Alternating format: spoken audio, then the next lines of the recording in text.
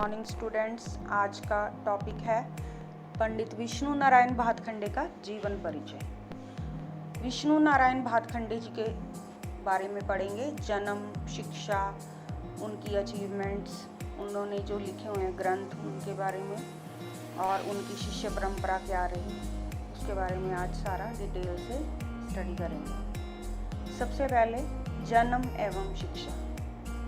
संगीत सुधारक विष्णु नारायण भातखंडे का जन्म 10 अगस्त 1860 को मुंबई प्रांत के बालकेश्वर नामक स्थान पर कृष्ण जन्माष्टमी के दिन हुआ। इनके माता पिता संगीत से जुड़े हुए थे।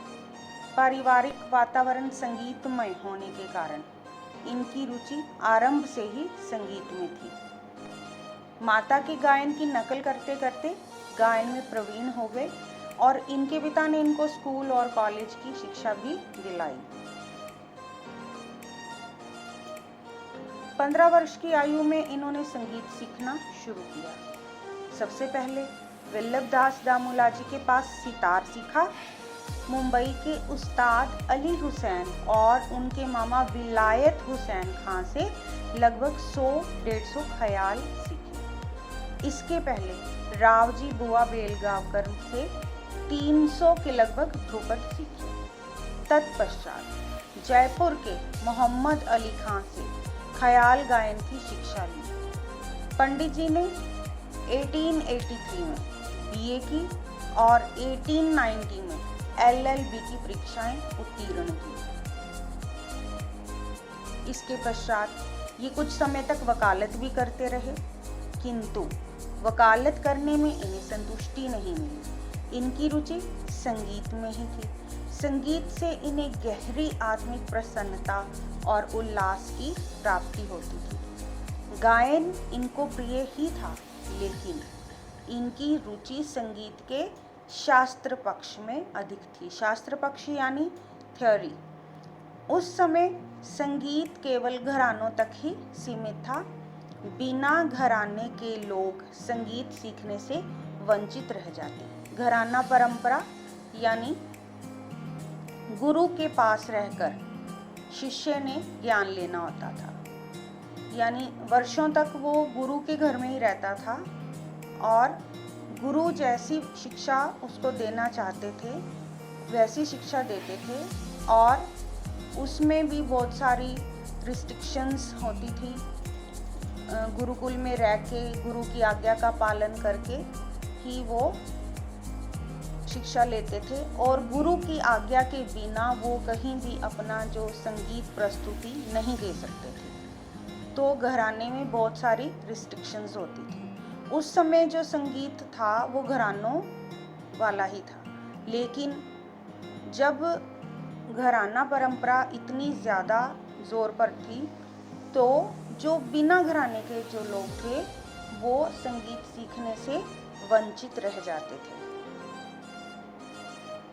इस उद्देश्य को लेकर 1904 में ऐतिहासिक संगीत की यात्रा पंडित जी ने आरंभ करी। पंडित जी ने देश के विभिन्न भागों में भ्रमण किया और जहाँ-जहाँ संगीत के विद्वानों का पता चला वह उनसे मिलने गए। भारतीय संगीत को पंडित जी की देन। संगीत सम्मेलनों का आयोजन किया, संगीत विद्यालयों की स्थापना करी। संगीत सम्मेलनों का आयोजन कहाँ किया? पंडित भातखंडे जी ने आधुनिक युग में हिंदुस्तानी संगीत के सबसे बड़े प्रचारक थे। 1916 में बड़ौदा में एक विशाल संगीत सम्मेलन का आयोजन किया, जिसका उद्घाटन महाराज बड़ौदा के द्वारा किया गया। इसके बाद इन्होंने दिल्ली, बनारस, लखनऊ आदि स्थानों में संगीत सम्मेलनों का आयोजन किया। इन्होंने इस समय के प्रचलित रागों को 10 थाटों में वर्गीकृत किया तथा भारतवर्ष में उनका प्रचार किया। पंडित भातखंडे जी ने भारतवर्ष में घूम घूम कर संगीतज्ञ की सैकड़ों रचनाओं को एकत्रित करके उन्हें संग्रहित किया, और भातखंडे जी ने इस बात का पूरा प्रचार किया कि आधुनिक हिंदुस्तानी संगीत के सैद्धांतिक आधार की रूपरेखा स्थापित होनी ही चाहिए। इस कार्य में उनको काफ़ी सफलता भी मिली और हिंदुस्तानी संगीत का व्यवस्थित रूप लोगों के समक्ष आया। उस समय प्रचलित कुछ समस्याओं का समाधान भी उन्होंने किया, जो इस प्रकार हैं। सबसे पहले रागों का वर्गीकरण किया, स्वरलिपि पद्धति बनाई और लक्षण गीत की रचना की।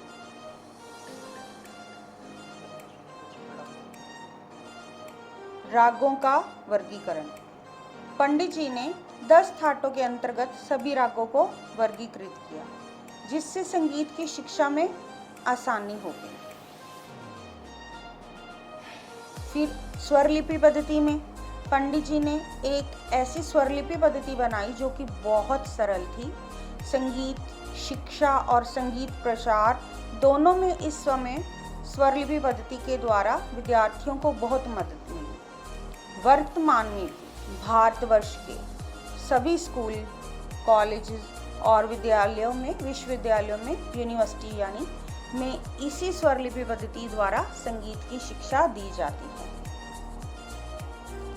लक्षण गीत। भातखंडे जी ने लक्षण गीत चतुर्दंड प्रकाशिका नामक पुस्तक में दिए। इन लक्षण गीतों की प्रमुख विशेषता ये है कि गीत में रागों के बारे में बहुत संक्षेप में थोड़ा बहुत सैद्धांतिक परिचय मिल जाता है और विद्यार्थियों को इसकी सहायता से रागों की सामान्य रूपरेखा मिल जाती है।